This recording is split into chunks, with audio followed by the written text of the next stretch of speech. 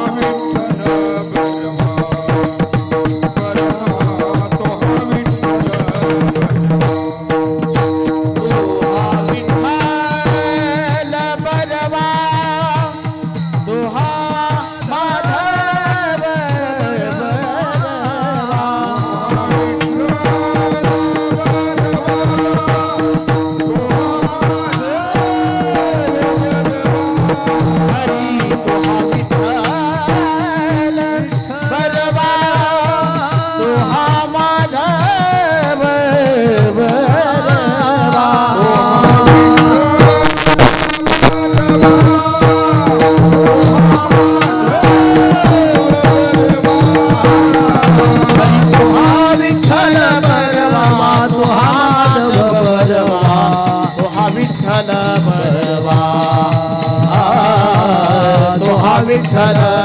बरवा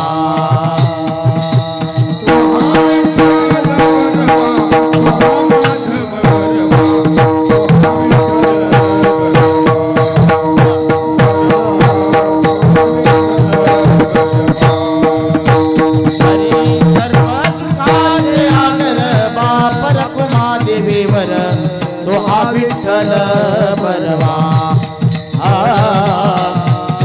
विठ्ठल बरवा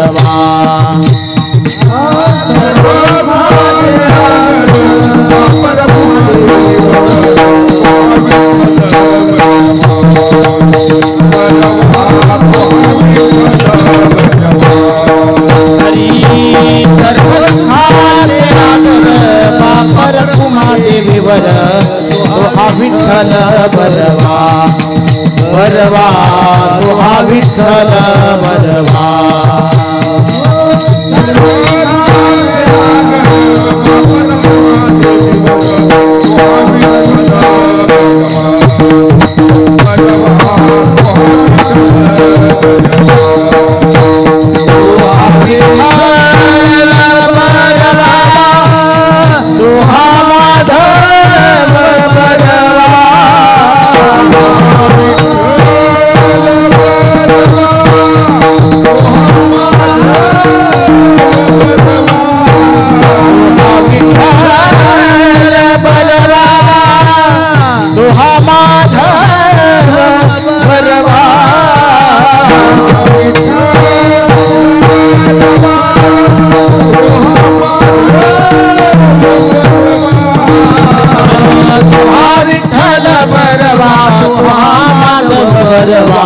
तुहा विठ्ठल बरवा तुहा विठ्ठल बरवा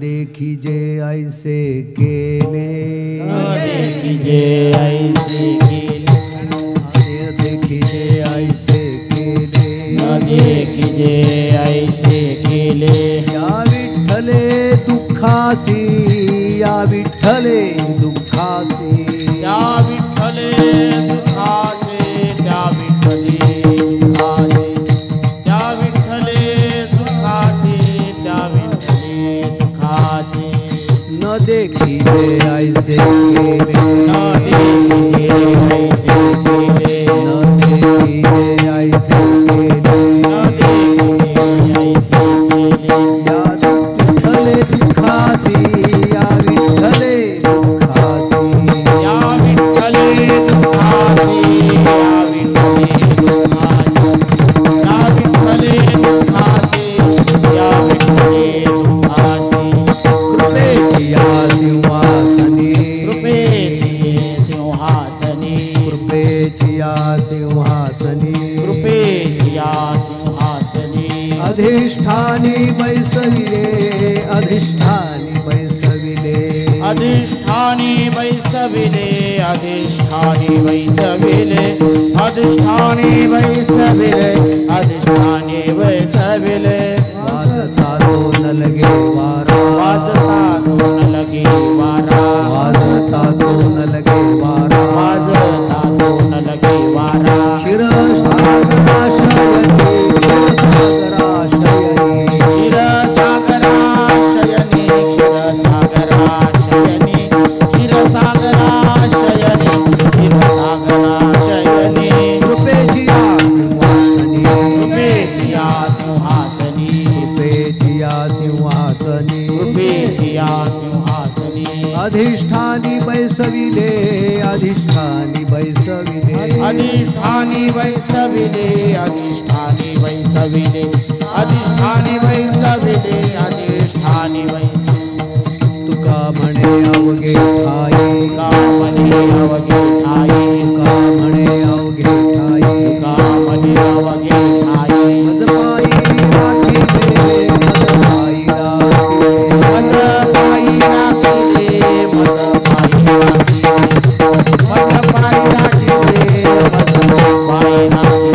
तुका म्हणे अवघे ठाई का मनी अवघे ठाई तुका म्हणे अवघे ठाई का मनी अवघे ठाई मज पायी राखिले मज पायी राखिले मद पायी राखिले मद पायी राखिले मद पायी राखिले मद पायी राखिले कृपेची या सिंहासनी कृपेची या सिंहासनी कृपेची या सिंहासनी कृपेची या सिंहासनी अधिष्ठानी बैसविले अधिष्ठानी बैसविले अधिष्ठानी बैसविले अधिष्ठानी बैसविले अधिष्ठानी बैसविले अधिष्ठानी बैसविले कुमार कुमारी देवी कुमार कुमारी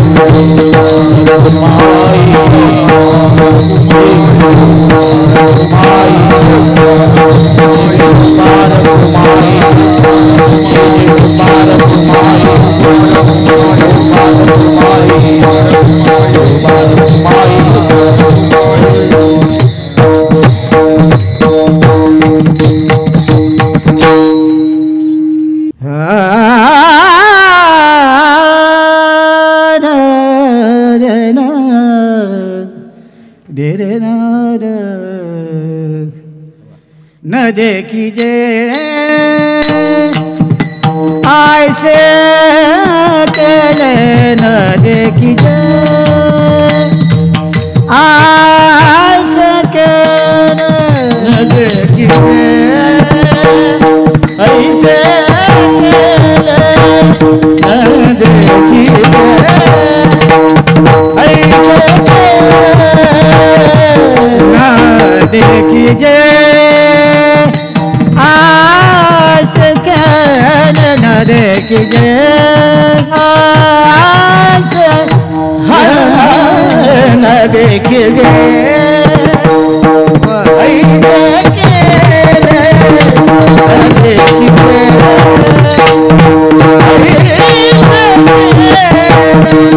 या विठ्ठल दुःखाचे या विठ्ठले दुःखा कृपेची सिंहासने कृपेची सिंहासन या विठ्ठल दुःखासी या विठ्ठल या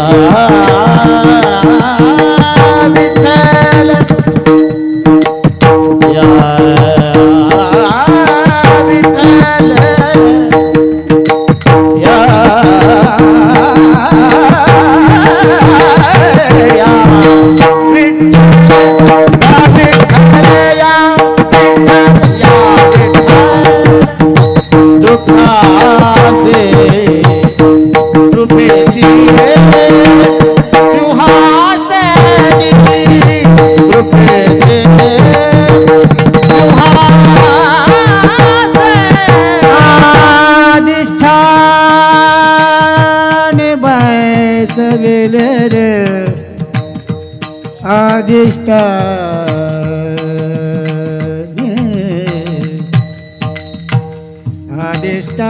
अधिष्ठान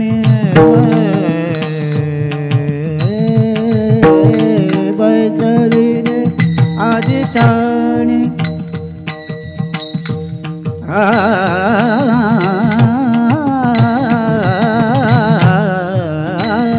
अधिष्ठान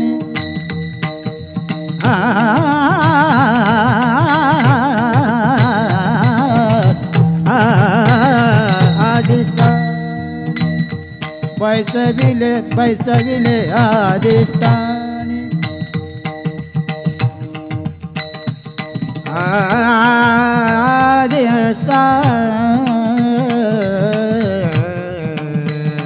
बैसविले अधिष्ठान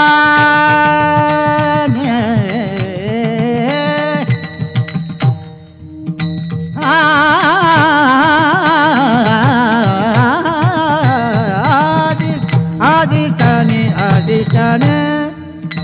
बैसविले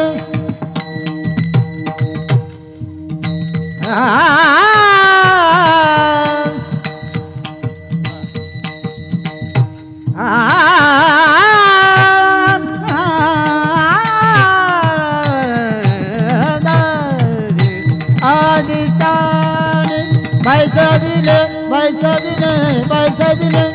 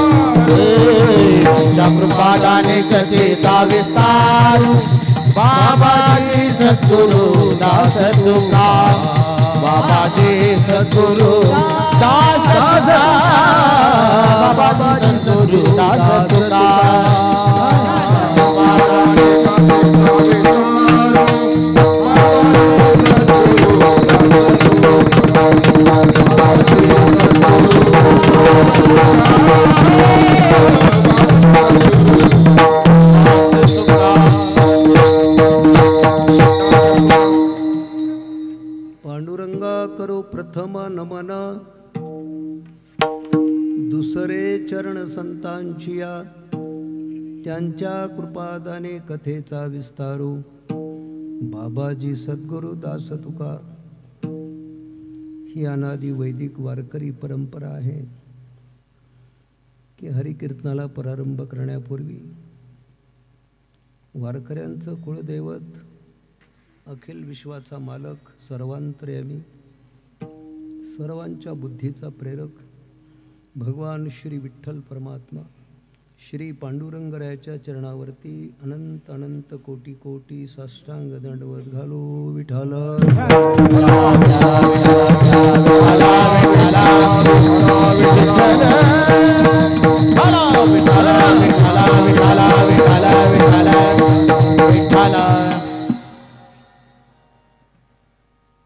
श्री भगवान पंढरीरायाच्या नमस्कारातून आपणाला मंगलाचरणाचं फल प्राप्त होतं. आणि मंगलाचरणाचं फल उभय प्रकारचं आहे. एक अनिष्टाच्या निवृत्तीचं आणि दुसरं आहे ते इष्टाच्या प्राप्तीचं. कदाचित कीर्तनाच्यासाठी कोणत्या प्रकारचा अनिष्ट असू शकेल अशी शंका असेल आपल्याला, परंतु सर्वाधिक प्रतिबंध म्हणा, अनिष्ट म्हणा, एक अर्थाने कीर्तनाच्या मध्ये जास्तीत जास्त असतात. याचं कारण आहे की हरिकथा हे अत्यंत पवित्र अशा सत्वगुण विशेषत्वाने असलेल्या आणि वातावरणामध्ये करायची कथा असते. आणि सत्वगुण तसा समाजामध्ये टिकणं फार कठीण आहे. सगळीकडे रजतमाचा प्रादुर्भाव आहे. तसा आपल्या अंतःकरणात सुद्धा अधिकाधिक रजतमांचाच आविष्कार जास्तीत जास्त आहे. आणि त्यामुळे हरिकथेसाठी लागणाऱ्या सत्वगुणाची आवश्यकता कुठून आणायची, तर त्याच्यावरचा हा उपाय की श्री पंढरीरायाला नमस्कार करावा. त्यामुळे हरिकथेसाठी लागणारी सामग्री प्राप्त होते. आणि विशेषतः करून परमार्थाचे जी 2 अंग आहेत त्यामध्ये हरिकथा हे दोन्ही प्रकारच्या अंगाचा विचार करणारं साधन आहे. 2 अंग याचा अर्थ एक आहे कृतीही आहे आणि विचारही आहे. कीर्तनामध्ये कृती पण आहे, कृतीला प्राधान्यच आहे की सर्वांनी मिळून आपण श्री पंढऱ्याला नमस्कार करावा आणि शिवाय त्याच्या एक अर्थाने कथा कीर्तनाचा श्रवणाचाही लाभ घ्यावा. अशी एक अर्थाने कीर्तनामध्ये अधिकाधिक कृती आहेच आहे. वाचेची कृती आहे, शारीरिक कृती अशा प्रकारची आहे. कीर्तनामध्ये सगळ्यांनीच अशा प्रकारचा सहभाग घ्यायला लागतो शारीरिकदृष्ट्या पण हे जसा कृतीचा परमार्थ आहे ना, तसा दुसरा आहे तो विचाराचा आहे. आणि विचाराच्या परमार्थाला प्राधान्य अधिक अशा प्रकारचं आहे कीर्तनामध्ये. त्यामुळे विचाराच्या परमार्थाचा विचार जर केला आपण तर एक अर्थाने ते विचार श्रवण करण्याची योग्यता आपल्यात यावी लागते. कीर्तनाच्यासाठी सर्वांनाच आमंत्रण दिलेलं आहे. यारे यारे लहान थोर, सगळ्यांना कीर्तनाला येण्याचा अधिकार आहे, पण मात्र सगळ्यांना फल मिळण्याची शक्यता कमी आहे. याचं कारण अधिकार असण्यापेक्षा अधिकारी असणं महत्त्वाचं आहे. आणि अधिकारी असेल तर त्याला कीर्तनाचं उत्तम प्रकारचं फल प्राप्त होतं. म्हणजे अधिकार येण्याचा नेमका अर्थ काय आहे, तर श्रवणाची वाट चोखाळली शुद्ध, श्रवणाची योग्यता निर्माण झाली पाहिजे, ती वाट तयार झाली पाहिजे. आपण सगळेच कथा कीर्तन ऐकत असतो, ऐकणं वेगळं आणि श्रवण करणं वेगळं. श्रवणामध्ये सुद्धा 2 प्रकार आहेत, श्रवण भक्ती वेगळी आणि श्रवण वेगळं. भक्ती म्हणून एक श्रवण जे आहे त्यामध्ये अशा देवांच्या लीला आहेत, अनेक अशा प्रकारच्या वेगवेगळ्या ग्रंथातून देवांनी जे काय अशा प्रकारे समाजापुढे लीला केल्या आहेत ना, अशा अनेक अवताराच्या माध्यमातून त्या लीलांचं वर्णन श्रवण हे एक श्रवण भक्ती वेगळीच आहे. पण वेदांत शास्त्राच्या म्हणण्याप्रमाणे जे तत्वमसी नावाचं महावाक्य आहे त्यामध्ये जीव ब्रह्माच्या एकतेचा जो विचार सांगितलेला आहे त्याच्याविषयी निश्चय होणं म्हणजे श्रवण. विठ्ठल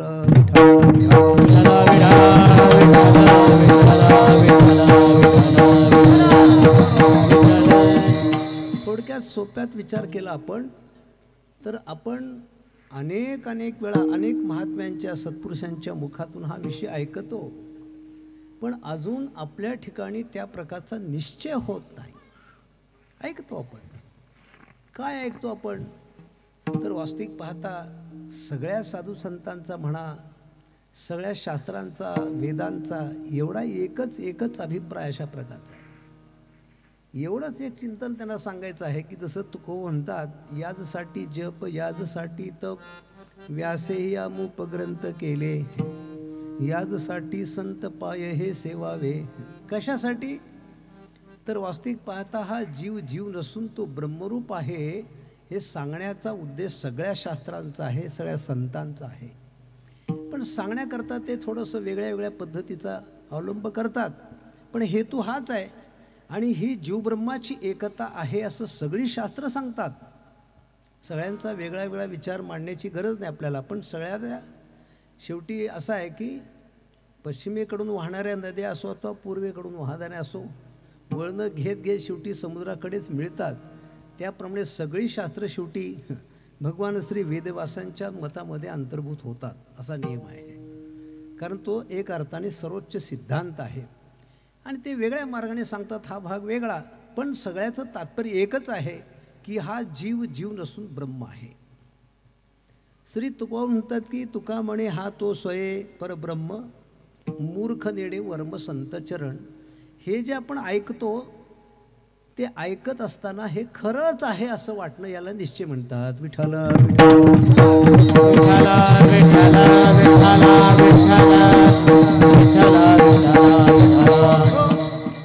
एकदा निश्चय झाल्यानंतर म्हणजे हेच खरं असं झाल्यानंतर जे पुढं होईल त्यात भले त्यामध्ये असंभावना असेल, विपरीत भावना असेल, त्या काढता येतील आपल्याला, पण अगोदर हा निश्चय तरी व्हायला लागेल, हा निश्चय व्हायला लागेल.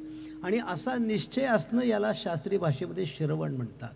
आणि या श्रवणाची तयारी होणं, या श्रवणाची योग्यता येणं हे भगवान श्री पंढऱ्याच्या नमस्काराचं फल आहे. विठ्ठल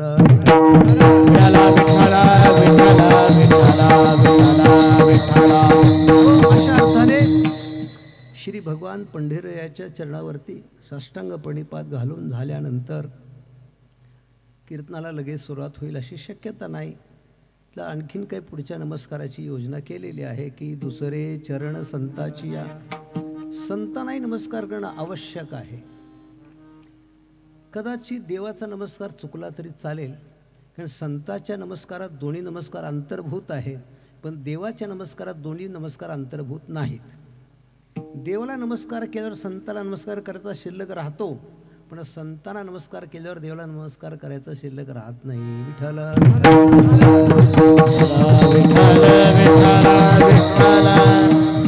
त्यामुळे ज्यांनी हा वारकऱ्यांच्या वाटचालीमध्ये परंपरेमध्ये जो एक तत्त्वज्ञानाचा, भक्तीचा, ज्ञानाचा, विरक्तीचा विशेष असा मजबूत पाया ज्याने घातलेला आहे ते भगवान श्री ज्ञानेश्वर महाराज आणि त्यांचे उत्तराधिकारी ज्यांचा अभंग सेवेकरता विचारात घेतला ते जगद्गुरू श्रीमंत श्री तुकाराम महाराज.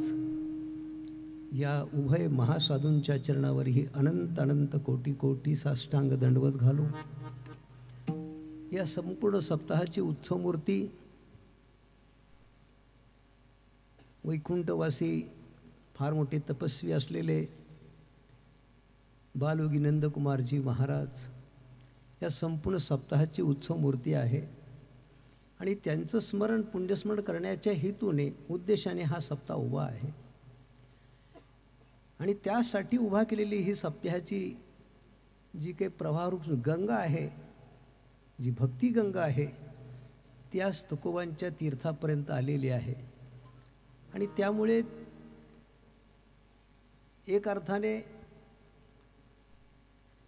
बालयोगी महाराजांच्या चरणाशी नतमस्तक होणं अगत्याचं आहे, कारण ते तर उत्सव मूर्तीच आहेत.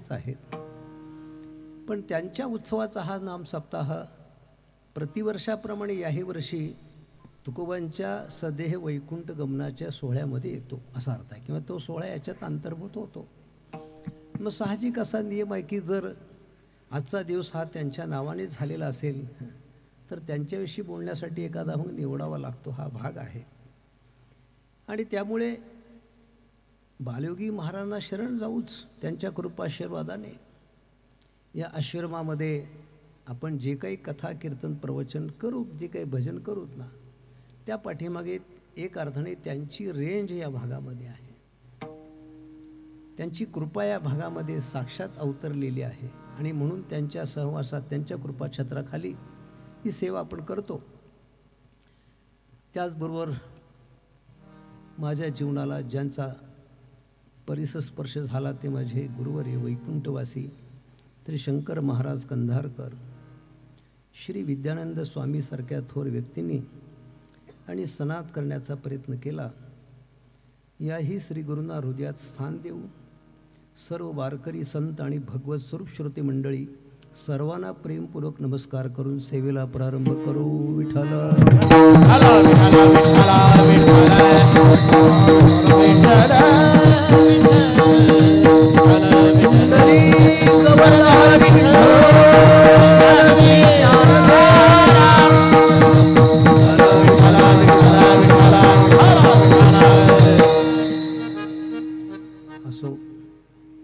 मंगलाचरणाचं नमस्कारूप अशा प्रकारचं प्रथमाध्यायी चिंतन संपलेलं आहे. वारकऱ्यांचं कीर्तन पंचाध्यायी असावं असं मला वाटतं. तसं वारकऱ्यांचं भजन हे पंचपदीचं असतं. रोज भजन पंचपदीचं असतं. त्या पंचपदीमध्ये 3 अभंग आरक्षित झालेले आहेत. त्यांचं आरक्षण असतंच. एक तर आहे रूपाचा अभंग घ्यायलाच लागतो, मध्ये एक बाप रुक्माईचा आणि संताचा. हे 3 अभंग त्या 5मध्ये नक्कीच रिझर्व झालेले असतात. मधले 2 अभंग आहेत, तो कार्यक्रम ते भजन कोणत्या कारणास्तव चालू आहे, त्याचं निमित्त कारण काय आहे, त्या संबंधी तो वार कोणता आहे, ती तिथी कोणती आहे, अशा निमित्त कारणामध्ये 1-2 अभंग असायला पाहिजे कमीत कमी. असं अभंगाचं पंचपदी भजन असताना तसं वारकरी कीर्तनसुद्धा पंचाध्यायी असतं.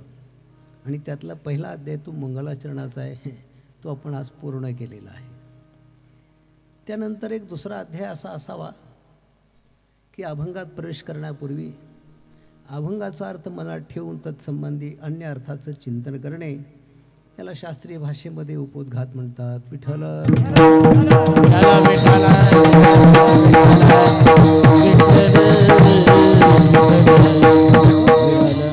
त्याला थोडं सामोरं जायचा प्रयत्न करू. आज जो महापर्व काळ आहे, परवाच आपल्या सनातन भारतीय संस्कृतीचा फार मोठा महोत्सव पार पडला. 144 वर्षानंतर आलेला. आणि जो त्रिवेणी संगमाच्या ठिकाणी जो महोत्सव साजरा झाला, त्याच्या जवळजवळ 70 कोटी लोकांनी सहभाग घेऊन स्नानाचा आनंद लुटला, स्नानाचं पुण्य प्राप्त करून घेतलं. आणि जगभरामध्ये अशा प्रकारचा एक हा महोत्सव गाजला हो. असा अद्वितीय अशा प्रकारचा सोहळा पार पडला. देशाच्या कानाकोपऱ्यात कुठेतरी हिमालयात राहणारे फार मोठे मोठे तपस्वी, योगी, संत, महंत या सगळ्यांनी हजेरी लावली आणि एक फार मोठा सोहळा संपन्न झाला.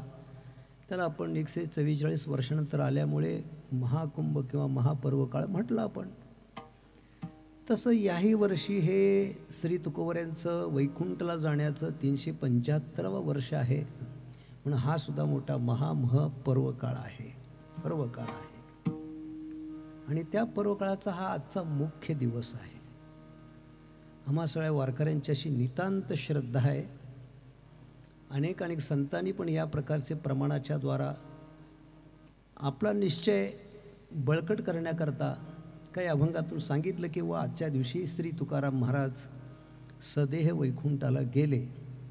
ही या विश्वाच्या पाठीवरची एकमेव अशी महत्त्वाची घटना घडली गेलेली आहे असं म्हणणं आहे रामेश्वर भटजीं महाराजांचं की मागे ऋषीवर झाले थोर थोर, नेले कलेवर कोण सांगा. त्याने असं म्हटलं की मागे पुष्कळ मोठे मोठे ऋषी झाले. त्या मोठ्या एखाद दुसऱ्याचं तरी नाव उल्लेख किंवा त्यांचं कार्याबद्दल काही सांगाल का म्हणल्यावर माऊली म्हणतात थांबा मी सांगतो कोण मोठे मोठे आहेत. एकाची शाटी तपिन्नली, एकी सृष्टीवरी सृष्टी केली. हे सांगितले यांची नावं. कोण आहे ते? अहो एकाची लंगोटी सूर्यासारखी तळपत होती म्हणे. भगवान श्री वशिष्ठ महाराज त्रेतायुगाचे जगद्गुरू आहेत. विश्वामित्र महाराज, त्यांच्या कार्याचं जिवंत उदाहरण आजपर्यंत आपण पाहतोच आहोत की प्रतिसृष्टी म्हणजे काय केले त्यांनी. असे मोठे ऋषी होऊन गेले. पण रामेश्वर शास्त्री म्हणतात की या कोणालाही माझ्या तुकोबांची बरोबरी करता आली नाही. विठ्ठल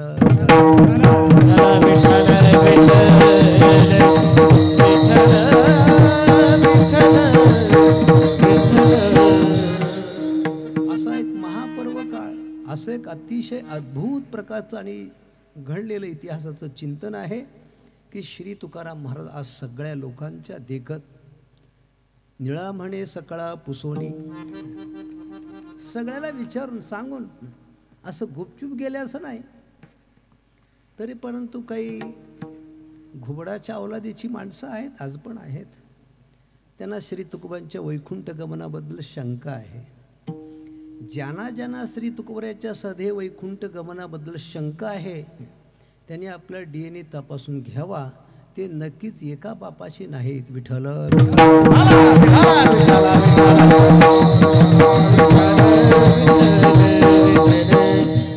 याच्या शंका नाही महाराज. हा, त्यांची आई सांगणार नाही त्यांना तसं काही, पण नक्कीच असं घडलेलं असणार. त्याशिवाय असे त्यांच्या मनात शंका राहतच नाही असा अर्थ आहे. आणि किमान आपल्या महाराष्ट्रीयन लोकाला तर अशी शंका असू नये महाराज. त्यांचं समाधान करण्याकरता आतापर्यंत अनेक आमच्या साधू संतांनी कीर्तनकारांनी फार मोठे पुरावे दिले, दाखले दिले, व्यावहारिक पद्धतीने पारमार्थिक पद्धतीने समाधान करायचा प्रयत्न केला. पण काय करणार, डोक्यावर सूर्य असून सुद्धा घुबडाला दिसत नाही. हे त्या सूर्याचं काय त्याच्यात चुकला सारखं आहे. तो तर दोष त्या घुबडाचा आहे की त्याला दुपारी सुद्धा सूर्य दिसत नाही. तसं या महाराष्ट्राच्या भूमीमध्ये जगद्गुरु श्री तुकाराम महाराज सगळ्या साधू संतांच्या देखत सगळ्यांना सांगून पुसून आणि अशा प्रकारचे वैकुंठाला गेले असं निळोबानी म्हटलं, रामेश्वर भट्टांनी म्हटलं, स्वतः तुकोबांनी सांगितलं. आणि तेव्हापासून अनेक साधू संत हे सांगतच आलेले आहेत, सांगत आलेले आहेत. असा हा अत्यंत महत्त्वाचा दिवस आमच्या सद्भाग्याने आमच्या जीवनामध्ये आलेला आहे. हे श्री तुकोबांचा सदैव वैकुंठ गमन सोहळा हा जो पार पडला होता 375 वर्षापूर्वी, आणि तो सोहळा 4 दिवसपर्यंत चालला होता. देहूमध्ये श्री तुकोबांच्या निर्वाण प्रकरणाचे काही अभंग आहेत ना, जवळजवळ 24 अभंग आहेत त्याच्यामध्ये. आणि या अभंगाचा एकाशी एक जुळून अर्थ लावायचं फार कठीण काम आहे, फार कठीण काम आहे. त्याच्यातली जी संगती आहे ती लावायचं थोडं कठीण आहे.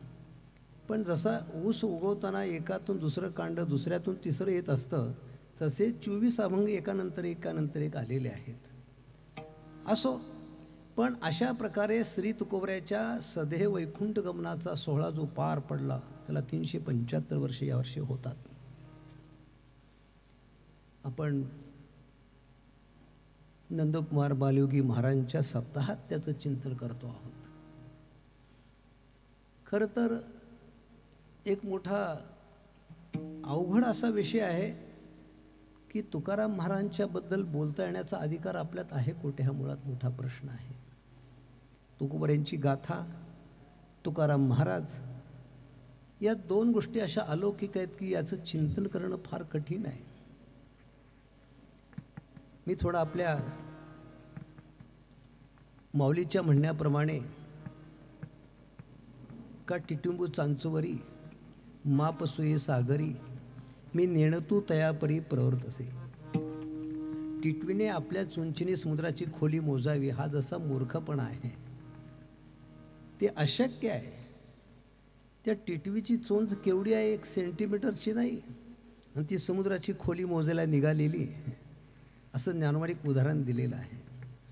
तर हा विषयच असा अलौकिक आहे की आपल्या ह्या टिटवीच्या चोंचीसारखी असणारी बुद्धी आपली किती म्हणून विचार करणार आहे त्याचा. पण तो विचार करण्यामध्ये आपली सार्थकता आहे, आपली कृतार्थता त्याच्यामध्ये अंतर्भूत आहे.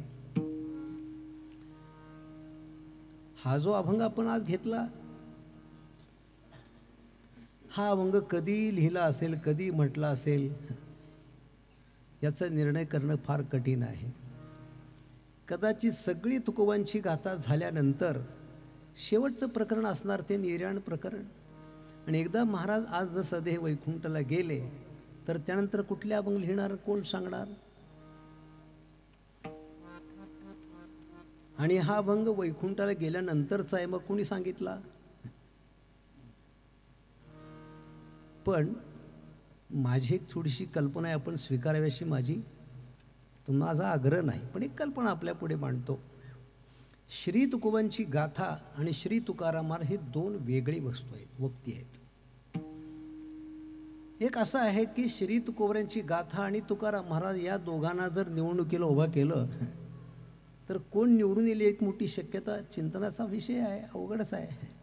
का म्हणून माझी कल्पना अशी आहे की श्री तुकोबऱ्यांची गाथा केवळ तुकोबांच्या मुखातून प्रगटलेली आहे, ती लिहिलेली नाही किंवा रचलेली नाही.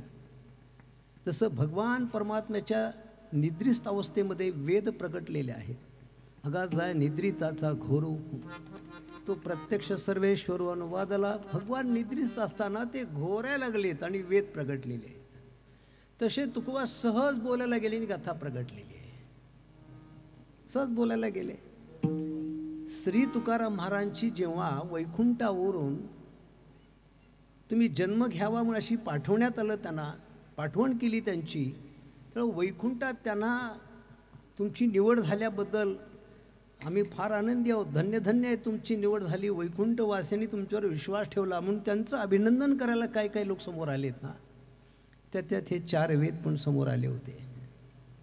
वैकुंठात 4 वेद हे व्यक्तिरूपाने आहेत आणि ते तुकोबांना शरण आलेले आहेत. त्यांनी तुकोबांच्या पुढे एक अशा प्रकारची विनंती केली. ते म्हणाले की वास्तविक पाहता आमचं जीवन आहे, आमचं वास्तव्य आहे, आम्ही कोणासाठी आहोत तर लोकांच्यासाठी आहोत.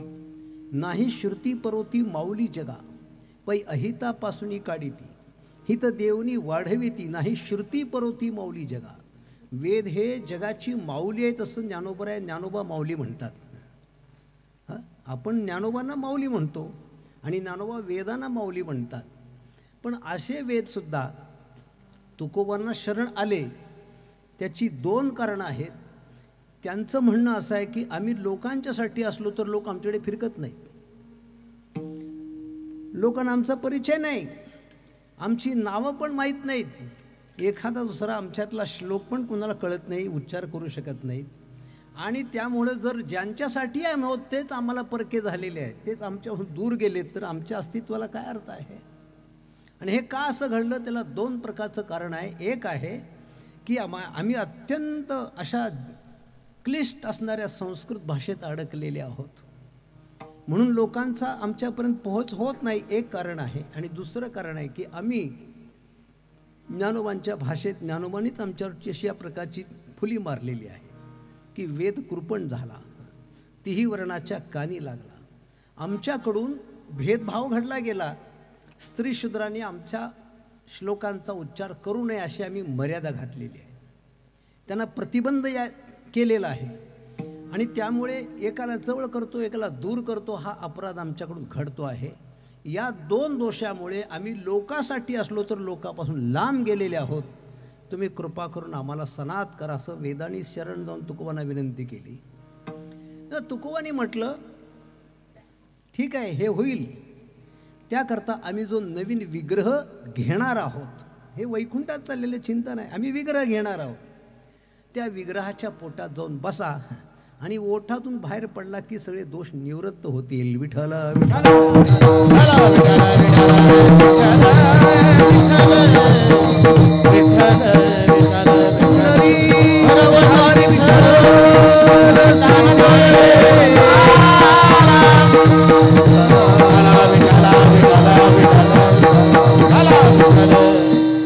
त्यामुळे पण ते जसे भगवान परमात्म्याच्या घोरण्यातून वेद निर्माण झाले, त्या वेदाचे आणि एक अर्थाने प्रगट होण्याच्यासाठी जे अधिकरण लागतं तो साक्षात परमात्माच लागतो. तसं हे वेद अभंग रूपाने झाले, दोषमुक्त झाले, सर्वांना अधिकार मिळाला. वेदाचे मंत्र चुकीचे उच्चार केले तर देहाची होय वेडा, पण तुकोबाचे अभंग उलटे सुलटे म्हटल्यानंतर कुणाला दोष लागतो अशातला भाग नाही. याचा अर्थ कसे म्हणावे असं नाही, की नाही, दोष लागणार नाही आणि सर्वांना अधिकार. तुकोबांचे अभंग कोणीही पाठ करावे, गावेत, म्हणावेत, त्याचे अर्थ पहावेत, सगळ्यांना अधिकार दिला. अशा अर्थाने दोषमुक्त वेद म्हणजे अभंगाची गाथा आहे. विठ्ठल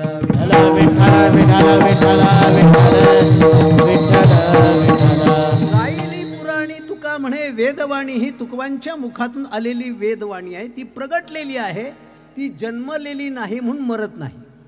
नाहीतर जी जी वस्तू जन्माला येते त्याचा मृत्यू अटळ आहे, हा ईश्वर सृष्टीचा नियम आहे. म्हणून गाथा अभंग आहे, कधीच संपणार नाही.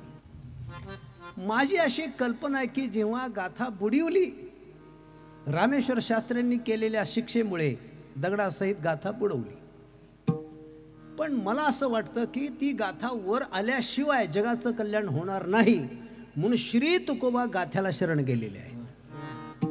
तुकोबांनी गाथ्याला शरण लावून आपण प्रगट व्हावंच याकरता 13 दिवसाचं अनुष्ठान केलं, प्रार्थना केली की आपण वर आलात तर जगकल्याण होईल. अशा प्रकारे तुकोबांनी त्यांचा धावा केला. आणि त्यामुळे श्री तुकोबांच्या अनुष्ठानामुळे, त्यांच्या एक अर्थाने शरणागतीमुळे, प्रार्थनेमुळे तुकोबांचं मन राखून तुकोबांच्या समाधानाकरता गाथा वरती आलेली आहे. त्यामुळे गाथा श्रेष्ठ का तुकोबा श्रेष्ठ हा विचार करणं कठीण आहे. थोडी युक्ती मांडतो, अपराध झाला तरी सहन करून घ्या. मी असं म्हणतो की ज्ञानेश्वर महाराजांनी एक ज्ञानेश्वरी लिहिली, बरोबर आहे.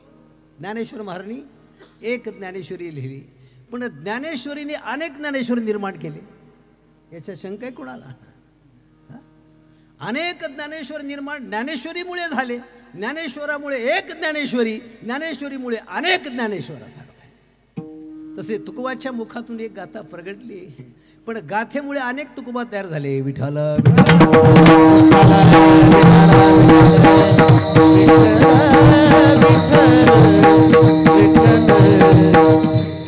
त्यामुळे ह्या अभंग कोणाच्या मुखातून प्रगटला, कसा प्रगटला, हे मोठं अवघड चिंतन आहे. कारण थोडा इतिहास पाहिला तर आजच्या दिवशी दुपारी श्री तुकाराम महाराज सगळ्यांच्या देखत, सगळ्यांना विचारून आपल्या देहासह वैकुंठाला गेले. मला अनेक प्रश्न पडतात हो. आम्हाला सांगताना तुकोबारे म्हणतात की देहावर प्रेम करू नका. त्यांनी अशीच प्रार्थना केली देवाला, देवा आता ऐसा करी उपकार, देहाचा विसर पाडी मज. ते आम्हाला म्हणतात किंवा स्वतः प्रार्थना की या देहाचा विसरच पडू दे. आणि स्वतः देहात असून सुद्धा देहाला किंमत नाही. विदेही जशा भोगतात, देहाला तुच्छ मानतात. नव्हे, मरण माझे मरून गेले म्हणताना माझा देह तेव्हाच मेलाय म्हणतात. त्या देहाचा माझा काही संबंध नाही म्हणतात. आणि असं असून देहावर एवढं का प्रेम करतात की तो देह सोडायलाच तयार नाहीत. विठ्ठल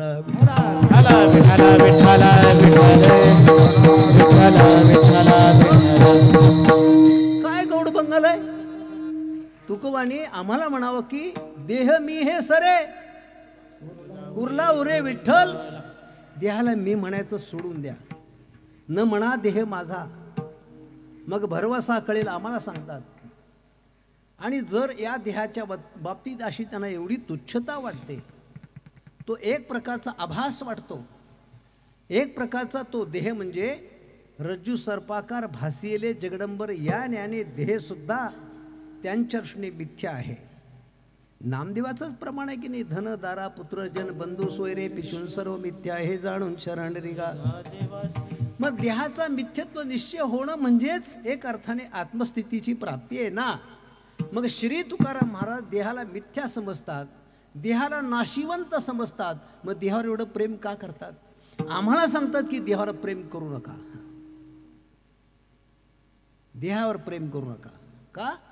नाशिवंत देह जाणार सकळ. हा देह नाशिवंत आहे, तो जाणाऱ्यापैकी आहे. आणि त्याच्यावर प्रेम कराल तर दुःखाचा साक्षात्कार होईल. गुहा दुःखाशिवाय काही प्राप्त होणार नाही तुम्हाला. अशा प्रकारे देहाच्या बाबतीत त्यांचं मत आपण ऐकलेलं आहे. देह काळाचे म्हटलंच आहे. परंतु देहाबद्दल अनेक अभंग आपण जर पाहिले तुकोबांचे की शरीर दुर्गंधीचे सार नाही, अपवित्र शरीर ऐसे, असं देहाबद्दल खूप बोललेत महाराज. आणि त्यातून मला वजा करून बाकी तुमच्याचे देह वाईट आहेत असं म्हणायचं काय महाराज? असं असून सुद्धा श्री तुकोबांचं देहावर का प्रेम आहे, देह का सोडायला त्यांना नको वाटतो? बाकी सगळ्या मोठ्या मोठ्या ऋषी लोकांनी, साधू संतांनी देह सोडला आणि आत्मस्थितीत, ब्रह्मस्थितीत म्हणा किंवा समाधीमध्ये जाऊन बसले. पण एकट्या तुकोबांना त्या देहाबद्दल एवढी आस्था का, एवढं प्रेम का? याचं कारण आहे, कदाचित असू शकेल अशी माझी कल्पना आहे. याच तुकोबांच्या उदरातून वेद प्रगटलेले आहेत. आणि म्हणून श्री तुकोबांना हा विग्रह अत्यंत महत्त्वाचा एवढ्यासाठी वाटतो, तसा भगवान परमात्म्याचा विग्रह वेदाच्या आणि उद्भवण्यासाठी कारणीभूत ठरला, तशी अभंग उत्पन्न होण्याकरता. तेव्हा तुकोबांचा देह त्याला कारणीभूत का ठरला, याचं एक महत्त्वाचं कारण आहे.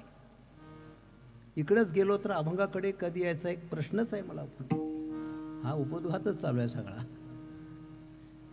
पण कीर्तनावर घात होतोय, आघात होतोय. श्री तुकोबांच्या मुखातून हा गाथा प्रगटण्याच्या पाठीमागे जी जी कारणं अपेक्षित आहे किंवा घडलेली आहेत त्यात अत्यंत महत्त्वाचं कारण आहे. श्री तुकोबांनी सांगून ठेवलंय की नामदेवे केले स्वप्ना माझी जागे, सवे पांडुरंगे येऊन या. असं घडलं म्हणतात तुकाराम महाराज.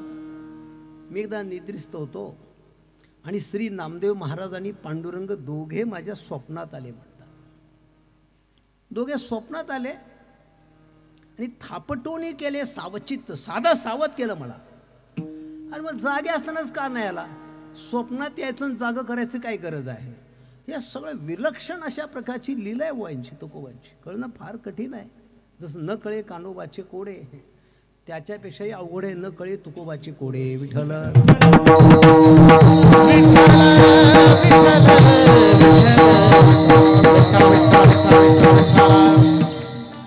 आणि तुकोबांच्या मुखातून हा गाथा प्रगट व्हावा यासाठी साक्षात भगवान श्री पंढरीनाथ आणि नामदेवराय दोघं आले. आणि त्यांनी सांगितले काम करावे कवित्व. आणि लगेच पुढचं उत्तरार्ध अतिशय महत्त्वाचं आहे. वावगे निमित्त. बाकीचं काही बोलायचंच कारण नाही. तुम्ही काय बोलणार आहे माहीत आहे मला, बोलूच नका पुढं, आम्ही सांगतो तेवढंच करायचं आहे. याचा अर्थ नामदेवांची कृपा. नामदेवा तुकया स्वप्नी भेटी, नामदेवा पायी तुकया स्वप्नी भेटी प्रसाद हा पोटी राहिला असे. श्री नामदेवानी पांडुरंगाने मिळून तो प्रसाद त्यांच्या उदरात ठेवला होता. जसं भगवान श्री रामाचारी भावंडाच्या जन्माच्या कथेपाठीमागे आणि तो पायस ते पात्र घेऊन या करी श्रंगीश झडकरी देता झाला, तो प्रसाद घेऊन तो अग्निनारायण बाहेर आला होता. आणि तो प्रसाद जसा माता कौसल्याच्या उदरात ठेवला गेला आणि साक्षात भगवान तिच्या पोटी अवतरले. हा त्या प्रसादाचा प्रताप आहे. तसा नामदेवरायांच्या आणि पांडुरंगाच्याकडून दिला गेला प्रसाद तुकोबांच्या उदरात आहे.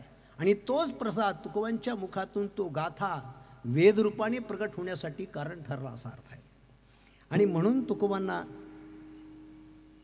आपण पाहतो की मंदिरात जात असताना पहिल्यांदा पायरीला नमस्कार करतो, त्या उंबऱ्याला नमस्कार करतो. आणि आत नाही जमलं तरी गेलं तरी नाही चालेल, पण तिथे 4 मुक्ती प्राप्त होत असं ज्ञानोबाचं म्हणणं आहे. देवाचे द्वारी का देवाचे मंदिरी असं म्हणणं आहे. द्वारातच 4 मुक्ती प्राप्त होतात. जाऊ द्या, तिकडे नको जायला, आपल्याला विषयांतर होईल. पण याचा असा अर्थ आहे की जसं मंदिराच्या बाबतीमध्ये आपली पूज्य भावना आहे, तशी त्यांच्या उदरातून गाथा प्रगटली असल्यामुळे त्याबद्दल तुकोबांचीच आपल्याच विग्रहाबद्दल पूज्य भावना आहे. आणि म्हणून त्यांचा आग्रह असावा की मागे कोणालाही अशा प्रकारे याची आवश्यकता वाटली नाही. देहाबद्दल प्रेम कोणाला नाही, कोणी देहसोबत नेला नाही, पण मी मात्र हा देह सोडणार नाही, हा देह घेऊन जाणार असा आग्रह धरला. आणि त्यांच्या आग्रहापुढे कोणाचं काहीच चाललं नाही. तुकोबरे असं विमानामध्ये बसायला असताना समोर काळ आला होता म्हणे. त्याने तुकोबांना हात जोडले, महाराज काय झालं, हे असं कसं काय करता म्हणले. काय झालं, तुम्ही हे मान्य केलंय, सगळ्या जगाला सांगता देह हे काळाचे म्हणून, मग तुम्ही कसं काय देत नाही माझ्या ताब्यामध्ये. मग तुकोबांनी म्हटलं काय म्हणतोस रे, जरा ऐकायला कमी आलंय मला, इकडे जरा ऐकायला कमी आलंय. आता हे खरंच ना ऐकायला कमी येत असं वाटून त्यांनी थोडंसं पुढं केलं तोंड तुकोबांच्या पुढे, आणि यांनी ठेवला डोक्यावर पाय. जग काळ खाय आम्ही माता दिला पाय, आम्ही माता दिला पाय, आम्ही माता दिला पाय. जग काळ खाय आम्ही माता दिला पाय, आम्ही माता दिला पाय. जग काळ खाय आम्ही माता दिला पाय, आम्ही माता दिला पाय, आम्ही माता दिला पाय. जग काळ खाय आम्ही माता दिला पाय, आम्ही माता दिला पाय, आम्ही माता दिला पाय.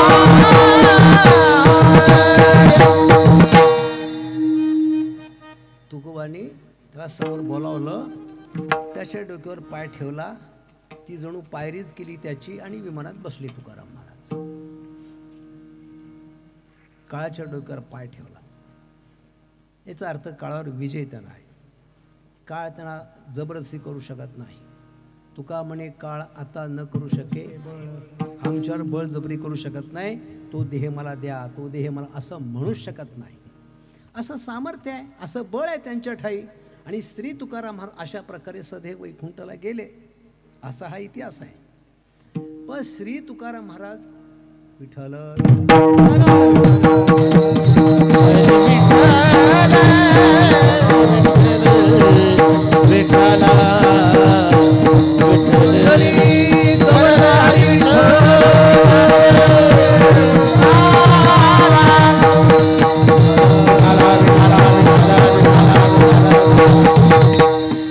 एवढ्यासाठी मी चिंतन वाढवलं की तुकाराम महाराज वैकुंठाला गेले असताना नंतर अभंग कुठून आला.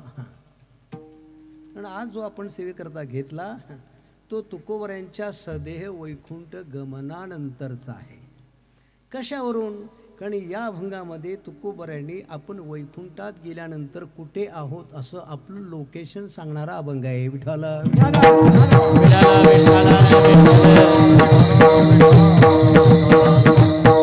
हे कसं शक्य आहे? महाराज वैकुंठाला गेलेले आहेत आणि तिथून पुन्हा आपण कुठे आहोत हे सांगणारा अभंग मागे कसा काय आला? त्यांनी वरून काय व्हॉट्सअपमध्ये टाकला, काय केलं नेमका? आणि ही शंका राहू नये म्हणून मी अगोदर अभंग गाथेचं महत्त्व सांगितलं. तुकाराम महाराज आणि गाथा या दोन अशा वेगळ्या वस्तू आहेत. आणि हा गाथ्याचा पराक्रम आहे की तुकोबा गेल्यानंतर गाथा बोलतोय. विठ्ठल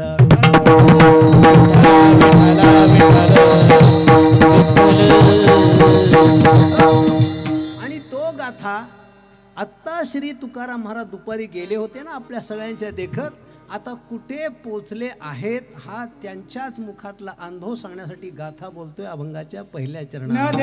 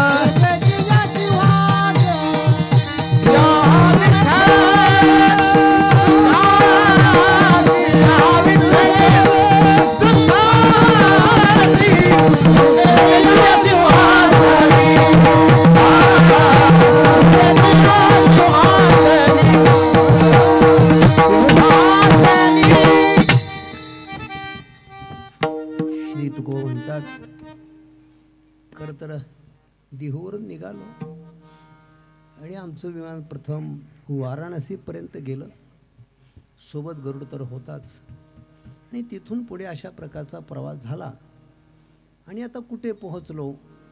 श्री तुकोबर म्हणतात की माझ्या श्री पंढरयाने मला सोबत नेलं आणि कुठे नेलं मला, तर आता अशा ठिकाणी नेलं की न दिखे जे ऐसे केले. आता कधीही दुःख दिसणारच नाही अशा ठिकाणी नेऊन ठेवलं मला. खूप प्रश्न आहे तो. या अभंगाचा पूर्व पक्ष मांडला तर उत्तर पक्षाला आपल्याला वेळ राहणार नाही. आणि पूर्व पक्ष म्हणजे त्या संबंधी असलेल्या आपल्या मनातल्या शंका म्हणा, प्रश्न म्हणा. तुकोबरांच्या जीवनामध्ये किंवा तुकोबरांनी स्वतःचा अनुभव लोकांपुढे सांगताना असं म्हटलं होतं की नाही की दुःख ते कैसे नये स्वप्नाशी. दुःख कशाला म्हणतात हे आम्हाला माहीतच नाही. आमच्या जीवनाचा विचार केला तर आता हे सोवळे झाले त्रिभुवन, विषम धुवन सांडी. दुःख कशाला म्हणतात हे आम्हाला माहीतच नाही. भले लोकांच्या दृष्टीने आमच्यावरती बरेचसे वाईट प्रसंग आलेले असले तरी त्या प्रसंगाचं दुःख आतमध्ये येऊ शकत नाही. त्याचा आमच्याशी संबंध नाही. ते पाप पुण्य सुख दुःख हा आमचा धर्मच नाही. तो धर्म ज्या अंतःकरणाचा आहे ते अंतःकरण असल्या कारणामुळे त्याला दुःखाचा स्पर्श होणं शक्यच नाही. हे त्याने आपल्या कथा कीर्तनातून सांगितलं. हा त्याने आपला अनुभव लोकादेखत सांगितला, मांडला गेला. म्हणजे आत्ता कसं म्हणतात की आता दुःख दिसत नाही अशा ठिकाणी नेऊन ठेवलं. ह्याचा अर्थ पुरीत मला दुःख दिसत होतं का, असे काही प्रश्न उपस्थित होतात महाराज. वास्तविक पाहता त्यांना दुःख दिसत होतं का नव्हतं हा जर विचार केला तर बऱ्याचशा अभंगाचा असाही विचार आहे महाराजांचा की पीडिता हे राष्ट्र न देखवे. हे राष्ट्र पिडायला लागलेलं हे मला पाहावत नाही. किंवा महाराजांनी काही संतांचं लक्षण करताना असं म्हटलंय की दुसऱ्याच्या दुःखाने दुःखी होतो आणि दुसऱ्याच्या सुखाने सुखी होतो, त्याला संत म्हणावं. मग आता हे विश्व आमचं जे जग आहे, आमची भारत माता आहे, आमचा महाराष्ट्र आहे, हा जो सगळे राष्ट्र पिडायला लागले परकीय लोकांच्या आक्रमणामुळे. त्याने हजारो मंदिरं तोडावी, मूर्त्या फोडाव्या, आमच्या माताभूमीच्या विटंबना कराव्या आणि अशा प्रकारचं वाईट चित्र संबंध अवतीभोवती आम्ही पाहत असताना साहजिकच तुकोबरायांना हे दुःख तर होणार असा अर्थ आहे. पीडित आहे राष्ट्र न देखावे असं महाराज म्हणतात. हे दुःख आहे याचा अर्थ त्यांना त्यांच्या कोणत्या प्रकारच्या ह्याचं घटण्याचं कशाचं दुःख नाही, पण जगाला होणार दुःख पाहवत नाही हे दुःख त्यांना आहे. वास्तविक त्यांच्या स्वरूपाचा विचार केला तर दुःखाचा संबंध येऊ शकत नाही त्यांना. पण मात्र आता मला अशा ठिकाणी येऊन ठेवलेलं आहे की आता हे जगच, त्या जगातले व्यवहार, या जगाची पीडा हे काहीच मला दिसत नाही, त्यामुळे दुःखच दिसत नाही मला. असं केलंय श्री पंडित, असं नेऊन ठेवलंय की न देखे ऐसे केले या विठ्ठले दुःखाशी. आता असं केलंय मला की दुःख दिसणारच नाही अशा ठिकाणी नेऊन ठेवलंय मला म्हणतात. आता अशा ठिकाणी नेऊन ठेवलं म्हणजे नेमकं कुठं ठेवलंय हे दुसऱ्या चरणात सांगतात. कृपेची आसिंहासनी कृपेची आसिंहासनी कृपेची आसिंहासनी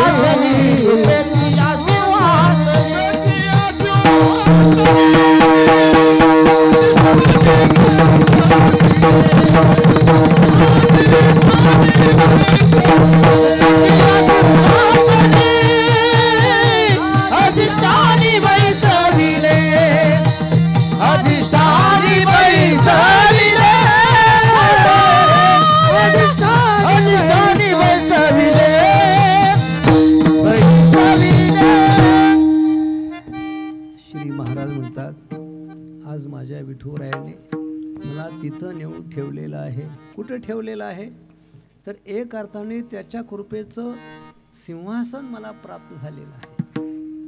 विठोबाच्या कृपेचं सिंहासन आहे आणि कुठं बसलो आहे? अधिष्ठानावर बसलेलो आहे.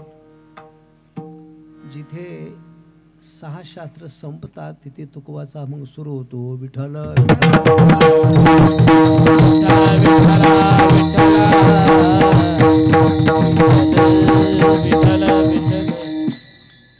शास्त्रांचा सुद्धा माग लागत नाही. शास्त्र पण तुकवाच्या अभंगापर्यंत येऊ शकत नाही. कारण शास्त्राचं बोलणं संपलं तिथे, वेदाचं बोलणं संपलं तिथे, की एखादा जीव आहे श्रीगुरूंच्या कृपा आशीर्वादाने मुक्त होतो, ब्रह्मस्थितीला प्राप्त होतो, संपलं. फार फार तर 2 प्रकारे वेद सांगतात किंवा शास्त्र सांगतात. शरीरामध्ये असताना ती अवस्था प्राप्त झाली तर जीवनमुक्ती म्हणा, आणि शरीर सोडल्यावर त्याला विधेय मुक्ती म्हणा. विठ्ठल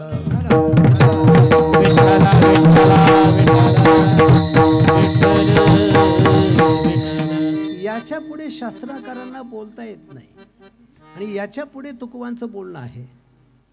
त्यामुळे यांचं बोलणं जे आहे ते कळण्याच्या बाबतीत वेद सुद्धा मौन होतं. पण हे आमच्या पण काही ध्यानात येईन असं वेदाला मान्यावं लागेल. का? महाराज म्हणतात की मला अधिष्ठानावर बसवलेलं आहे. तर अधिष्ठानावर बसवलं म्हणजे काय? मुळात शास्त्रचिंतनाचा परिपाक असा आहे, हे सगळं विश्व आहे ते कल्पित आहे, अध्यस्त आहे, मिथ्या आहे, आणि याचा अधिष्ठान परमात्मा आहे. तुकवानी स्वतःच म्हटलं, रज्जू सर्पाकार हरे रज्जू सर्पाकार भासियले जगदंबर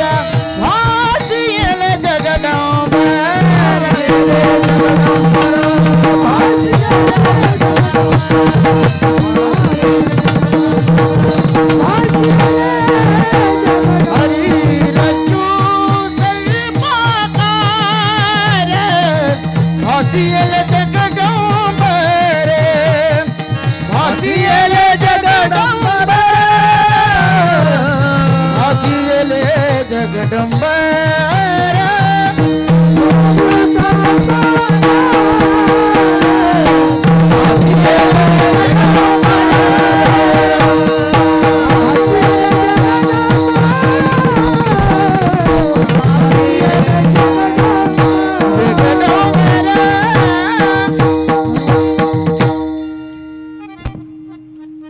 अंधकारात दोरी पडलेली आहे.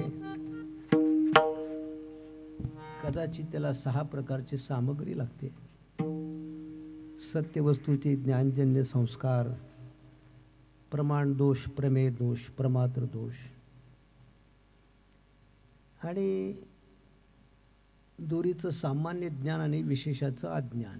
एवढी सामग्री असेल तर मंद अंधकारात पडलेल्या दोरीचा सर्प दिसतो, कुणाला दिसत नाही. एवढी सामग्री लागते त्याला. आणि मग असा दोरीच पडलेली असताना त्याला सर्प वाटला, साप वाटला, भासला सर्प. तसं साक्षात परमात्माच विश्वात व्यापलेला आहे. तुम्हा आम्हाला ते जग दिसतं. विठ्ठल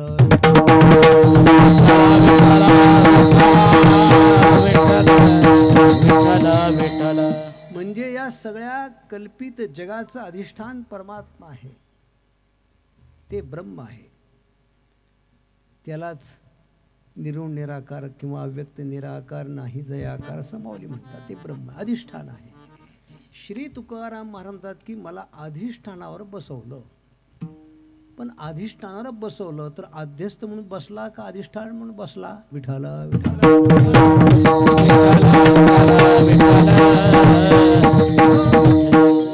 सर्प सुद्धा दुरीवर बसला, पण कल्पित म्हणून बसला का सत्य म्हणून बसला? अधिष्ठान म्हणून बसला का अध्यस्त म्हणून बसला? अधिष्ठानावर बसला तर अध्यस्त म्हणून बसला. हे जग परमात्म्यावर कल्पित म्हणून बसलेलं आहे का सत्य म्हणून बसलेलं आहे? हे अधिष्ठान स्वरूप म्हणून बसले का अध्यस्त रूप म्हणून बसलेलं आहे? मग तसे तुकाराम महाराज अधिष्ठानावर बसले. ते अधिष्ठानावर बसले हा शब्द सांगणंच कठीण आहे मुळामध्ये. विठ्ठल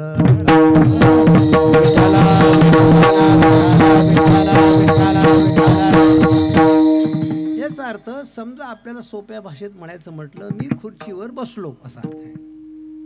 म्हणजे तिकडली खुर्ची नाही आपल्याला मिळाली, पण इथे तरी कधी खुर्ची मिळते बसायला आपल्याला, हे की नाही. त्या खुर्चीसाठी भांडणं चालतात लोकांची, मला मला तुला तुला रस्ते फुगे, आजारी पडतात, जाऊन गावाला बसतात, असा अर्थ होता, असा अर्थ आहे. आणि या सगळ्या लाडक्या बहिणीने काम केलं असा अर्थ आहे. त्या सरकारला बसवलं, खुर्चीवर बसवलं असा अर्थ आहे. बसणारा वेगळा आणि ज्याच्यावर बसतो ती वस्तू वेगळी, असे दोन झाले की नाही. आपण खुर्चीवर बसलो, खुर्ची वेगळी आणि आपण वेगळो. सर तुकाराम महाराज अधिष्ठानावर बसले म्हणजे अधिष्ठान भिन्न आहेत का, आणि जे जे अधिष्ठानावर भिन्न आहे ते मिथ्या असतं, हा सिद्धांत आहे. विठाला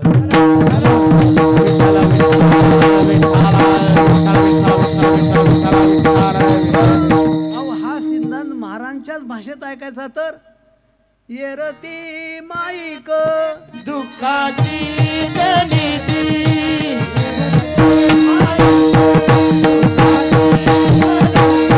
येरती माईके दुःखाची जनिती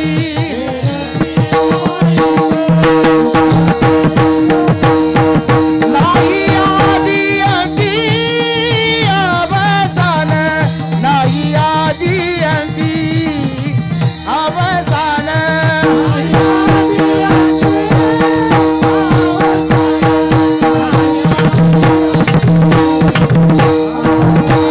येरती माईके दुःखाची जनिती नाही आदी अंती अवसान नाही आदी अंती अवसान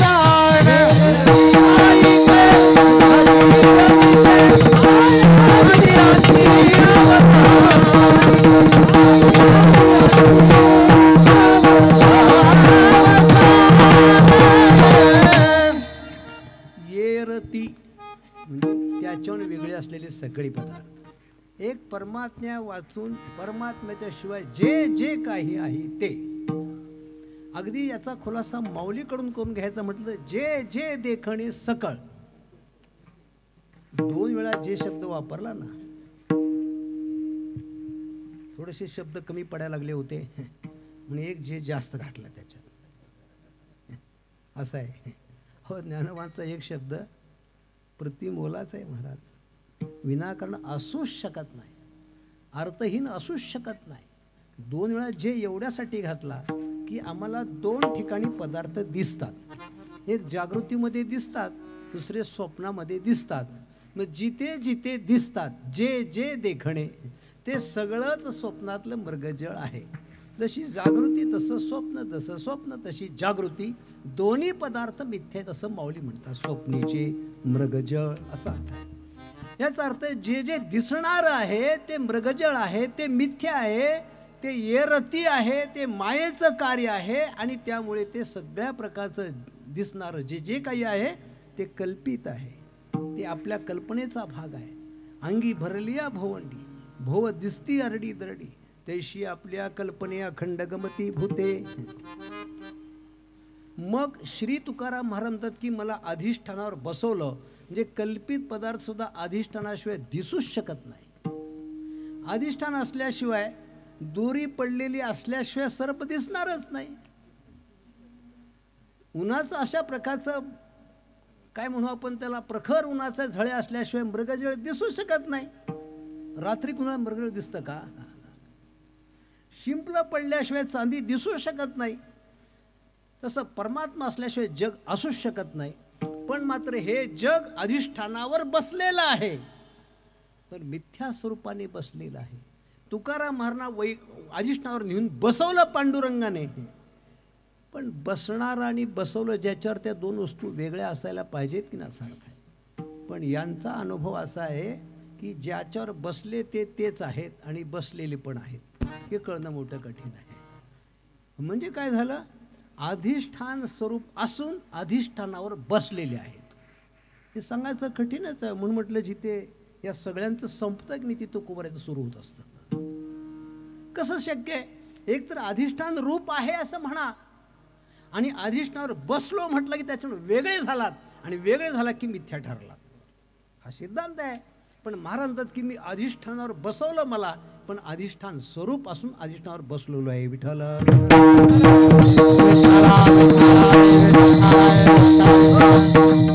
सोपी कल्पना म्हणजे मुख्यमंत्र्याची शपथ घेतली आणि मुख्यमंत्र्याच्या खुर्चीवर बसलो, मग तर कळायला काय हरकत आहे का आपल्या? असा पदी बैसुनी पदवी घ्यायची असा अर्थ आहे. त्याच्यावर बसलो याचा अर्थ आहे की त्याचं स्वरूप झालो. पण बसलो का म्हणतं? मग त्याचं स्वरूप झालो म्हणायला पाहिजे, कारण त्याच्यावर बसलो तरी मी ते आहे हे सांगण्याकरता शिल्लक आहे म्हणून बसलो असं म्हणतात. विठ्ठल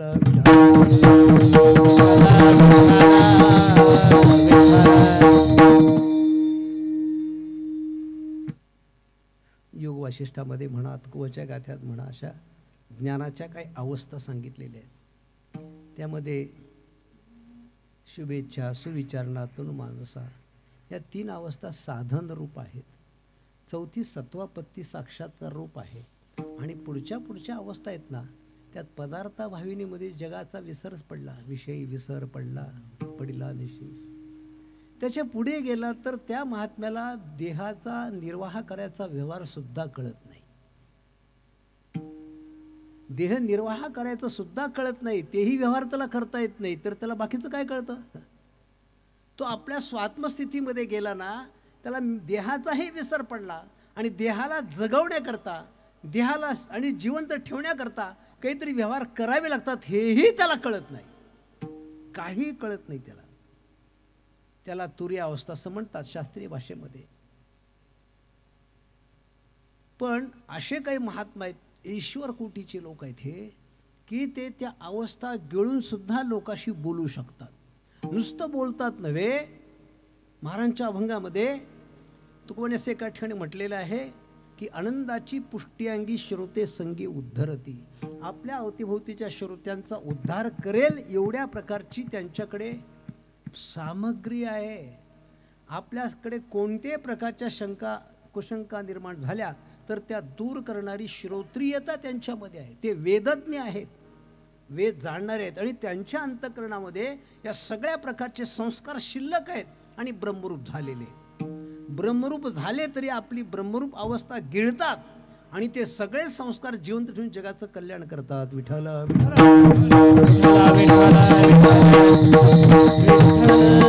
त्यामुळे अधिष्ठानी बैसविले असं म्हटलं की अधिष्ठान रूप आहे आणि अधिष्ठानावर बसवलेलं आहे. आणि बसवलं म्हणण्याचं कारण हे मी सांगू शकतो, सांगताय तू खूप बरं आहे. आणि हे का शक्य आहे तर भगवान श्री पंढऱ्याची कृपा आहे. त्याच्या कृपेच्या सिंहासनावर अधिष्ठान रूपाने अधिष्ठानावर मी बसलेलो आहे असा आपला परिचय तुकोबांनी दिलेला आहे. आणि पुढे अजून आपल्या असलेल्या अवस्थेबद्दल किंवा जिथे आपण आहोत त्या परिस्थितीबद्दल बोलतात 3ऱ्या चरणामध्ये.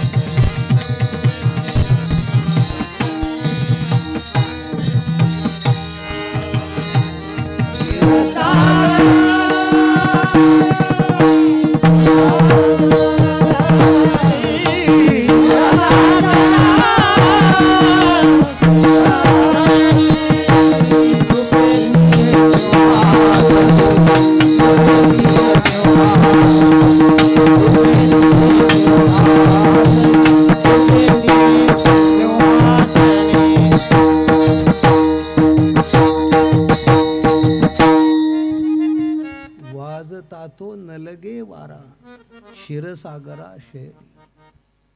श्री महाराज म्हणतात की आता मी ज्या ठिकाणी आहे तिथे जगामध्ये जो वाजणारा वारा आहे आमच्यापर्यंत पोहोचू शकत नाही. तिथे नेऊन ठेवलाय मला. तर जगामध्ये कसला वारा वाहतो हे काही सांगायची गरज नाही. बरेचसे फाटे फुटतात त्याला. होई नामदेवांच्याच अभंगाचा विचार केला तर अहंकाराचा वारा, असा बराच प्रकारचा वारा आहे. दुःखाचा आहे, अविद्येचा आहे, मायेचा आहे, अनेक प्रकारचा वारा आहे.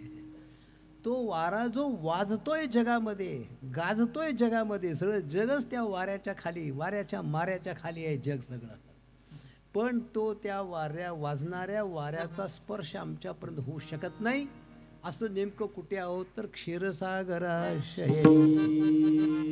प्रत्यक्ष क्षीरसागरावर आता मी पहुडलेलो आहे. मला क्षीरसागराचं शयन प्राप्त झालेलं आहे. आणि ते स्थान असं आहे की तिथे दुःखाचा वारा होऊ शकत नाही, स्पर्श होऊ शकत नाही असं महाराज म्हणतात. तर क्षीरसागरी शयनी याचा क्षीरसागरावर मी शयन केले म्हणतात. मग आता तिथे 2 BHK आहे का काय असा अर्थ आहे? एक भगवान विष्णूसाठी पुन्हा तुकारामासाठी 2 स्थान आहेत का असा अर्थ आहे? क्षीरसागरी शयन केल्याचा अर्थ मी आता विष्णूशी ऐक्य प्राप्त झालो. रामेश्वर भट्टाने सांगून ठेवलं की तुका विष्णू तर क्षीरसागरी शयन आहे. पण असं म्हणताना काही अजून त्यातून अर्थ असे सापडतात. एक आहे की श्री तुकाराम महाराज आज आपल्या मूळ स्वरूपाला प्राप्त झालो म्हणतात. पण शंका अशा आहेत की महाराज इथून जातानाच आपला देह बरोबर घेऊन गेलेत. तो विग्रह त्यांच्या सोबत आहे आणि तो विग्रह आज क्षीरसागरावरती शयन करतो आहे. काय त्या विग्रहावर तुकोबऱ्याचं केवढं प्रेम आहे. इथून सोबत घेऊन गेलेच गेले. एवढा मोठा आग्रह धरला नाही नाही हे सोडणार नाही, हे घेऊनच जाणार सोबत. घेऊन गेले आणि आज तो त्यांचा विग्रह शेषावर शयन करतो आहे असं महाराज म्हणतात. बसार्थ साहजिकच आहे. ज्या पंढऱ्याने त्यांना या ठिकाणी घेऊन पोहोचवलो आहे निदान त्याचं दर्शन तरी आपला व्हावं म्हणून त्यांचं भजन करू. विठोबा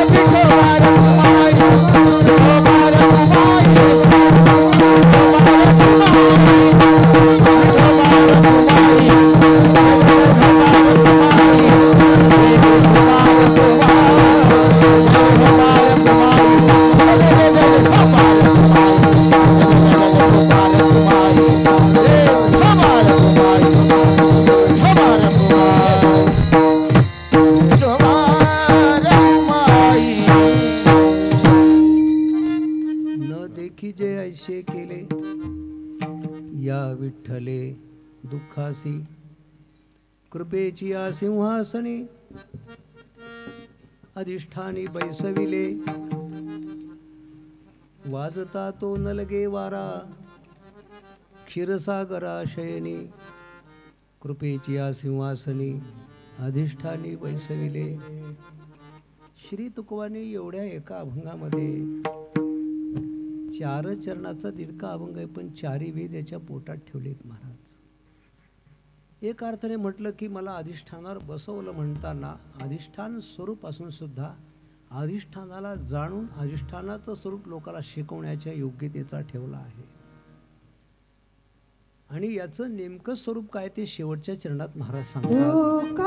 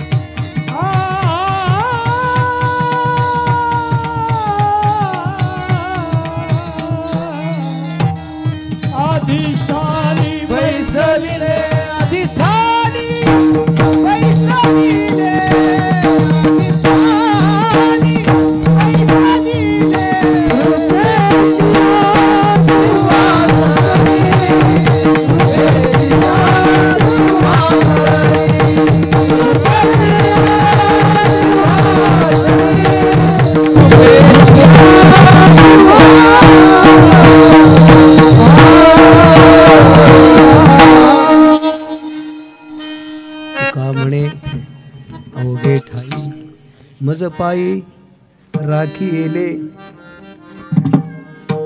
अजून त्याहून कळायला थोडा कठीण विषय आहे.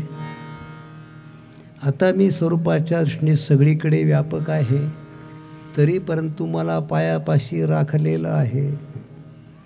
पायापाशी राखलेलं आहे ते ब्रह्मस्वरूपानेच, आणि सगळीकडे व्यापलो आहे तो ब्रह्मस्वरूपानेच. हे कसं शक्य आहे हो? थोडी एखादी कल्पना मांडायची म्हटलं तर आपण जिवंत आहोत हे याच्यावरून ठरतं की आपले श्वास चालू आहेत. श्वास चालू आहेत म्हणजे हवा आत बाहेर करते. प्रेताच्या पण मध्ये आत हवा बाहेर हवा असते, पण श्वास नसतो. अजून थोडं सोपं बोलायचं तर एखाद्या गाडी पंक्चर किंवा त्याची हवा गेल्यानंतर त्याच्यात हवा भरायची असते. हवा तर सगळीकडे त्याच्यात भरायची काय गरज आहे? भरायच्या आधीसुद्धा त्या ट्यूबच्या आत बाहेर हवा आहेच, पण पुन्हा भरायची योजना वेगळी का करायची आहे? ती आत बाहेर आहे, ती सामान्य रूपाने आहे, आणि विशेष रूपाने आत भरल्याशिवाय गाडी चालणार नाही. सार तसा ब्रह्मरूपाने मी सर्वत्र व्यापक आहे, पण जगकल्याणाकरता विशेष रूपाने शिल्लक आहे, पायी राखलेला आहे. आणि त्या पायी राखलो गेलो आहे ते पण माझ्या विग्रहावर एवढं प्रेम आहे ते घेऊनच बसलो आहे. पुन्हा आज्ञा व्हायला अवकाश तो देह घेऊन खाली यायला पण तयार आहे. लगेच पंचमीच्या दिवशी आलेच माघारी तो विग्रह घेऊन. जो घेऊन गेले होते तो घेऊनच पुन्हा आले. आपल्या लाडकी लेक मी संताची त्या, आणि वास्तविक त्या आपल्या मुलीला भेटायला पंचमीच्या दिवशी आले. बऱ्याच वेळा आले. कदाचित तुम्ही बोलणार आज पण यायला तयार आहेत असा अर्थ आहे. त्याने विग्रह तो कायम आपल्याजवळ ठेवलेला आहे. त्या विग्रहासह येतात असा अर्थ आहे की ब्रह्मरूपाने सगळीकडे व्यापक आहे, तरी पण विशेष रूपाने मी पायापाशी राखला गेलो आहे असं महाराज म्हणतात. हे फार मोठं अलौकिक चिंतन श्री तुकोबांनी आपल्या स्वरूपाबद्दल सांगून ठेवलं आहे की आज आपल्या सर्वादेखत मी आणि वास्तविक पाहता सदेह वैकुंठाला गेलो. पण वैकुंठात गेलो म्हणजे नेमका कुठे आहे आणि कोणत्या परिस्थितीमध्ये आहे हे तुकोबांनी या अभंगात सांगितलं. आणि म्हणून हा जो अभंग आहे याच्याविषयी अशी शंका येते की जर महाराज वैकुंठाला गेले असल्यानंतर पुन्हा अभंग कुणी लिहिला किंवा कुणी सांगितला असा प्रश्न असेल. पण तो अभंगाचा अवतार आहे. जसा तुकोबांचा अवतार आहे तसा अभंगाचा अवतार आहे. महाराज वैकुंठाला गेले तरी अभंगाने हा अवतार घेतला आहे. अशा अर्थाने तुकोबाच्या अभंगाची पण महती आहे. थोडा यथाशक्ती यथामती या अभंगाच्या चिंतनासाठी सामोरं जायचा प्रयत्न केला. पण सुरुवातीला म्हटल्याप्रमाणे त्या टिटवीने आपल्या चुंचीने समुद्र त्याची खोली मोजायचा प्रयत्न करावा तसा अभंगाचा विचार करायचा आपण प्रयत्न केला. त्याचा माग लागू शकत नाही. तर परंतु सेवा म्हणून याचा काही विचार करायचा प्रयत्न केला. त्यात न्यूनते पुरते अधिक ते सरते करून घ्यावे तुमते विनवितो असे किंबहुना तुमचे केले धर्म कीर्तन सिद्धी गेले ते तर माझे जी उरले. श्री तुकोबांच्या अभंगाच्या आश्रयाने महाराजांच्या स्वरूप स्थितीचं वर्णन करायचा प्रयत्न केला. हे गुणसंकीर्तन झालं. पण आपलं कीर्तन केवळ गुणसंकीर्तन नसतं, त्यासोबत नामसंकीर्तन असतं. आणि ज्यांच्या स्वरूपाचा विचार आपण केला त्यांच्याच नामाचा थोडा जय जयकार ज्ञानेश्वर